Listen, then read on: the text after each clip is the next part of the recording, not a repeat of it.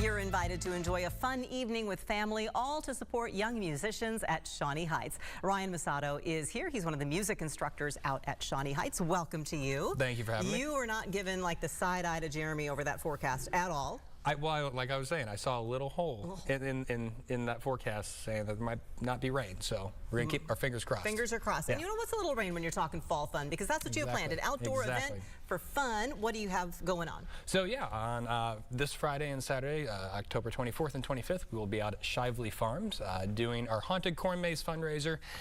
It's a fundraiser we came up with last year, partnership with Jay Shively and his family and his farm. And last year we did 1 day. This year we decided to be crazy enough to expand it to 2 days. Hopefully that one of them won't have rain on it. But each night we're going to have a band. So Friday night we will have the Steve Kyle Band. On Saturday we will have Typical Stereo. We'll start each night at 6 o'clock with a performance from the Shawnee Heights Orchestra students playing some creepy music for you.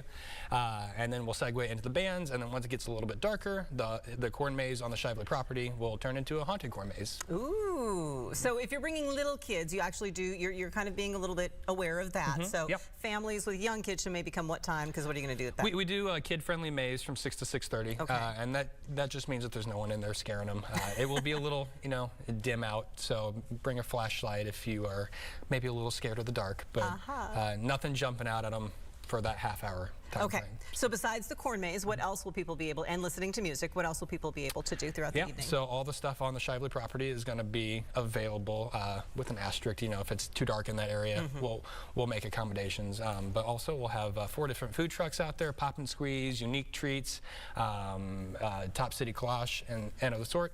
And some glow items. It's a lot of family fun, and that's what we're orienting ourselves towards. How do the kids get into it? I mean, orchestra kids are going to be performing, but do they do other roles throughout this as well? So the kids themselves are actually the ones in the maze scaring you. Oh man. So they get a chance to dress up and have a good time, express themselves a little bit. I do tell them that it's like jump scares, so they're not going to be touching you or anything like that, obviously. It's meant to, maybe give you a fright, not, ruin your night. So, so it'll be very fun. How much do fundraisers like this help the orchestra? A vast amount. So the monies that we raise go, what we do with it, we give scholarships at the end of each year. Throughout the year, we bring in special guests to help work with the kids, and obviously that has a financial aspect to it. But this spring, we're doing a concert with Japara. It's a Paraguayan Latin fusion group, which I'd love to come talk to you about when the time comes. And again, that has a financial cost to it, and this helps support bringing in groups like that. Helps curb the cost of tickets that we would have to sell to offset that cost, and it just makes our program. It sets us apart from other programs, and I think it's kind of what makes us awesome. What difference do you see it making for the kids, those who've been able to go through the music programs? So I have a unique job. I teach grades 5 through 12 orchestra, and when people ask me about that, they're like, "You crazy?" And sometimes I feel like it. But watching them, we start them every year in 5th grade, and we get a new batch of students. But then I think back, like, wow, you've now played for 8 years, and you are actually a competent musician. You may not be going on to be a professional musician, but I appreciate that you value music and you appreciate the arts.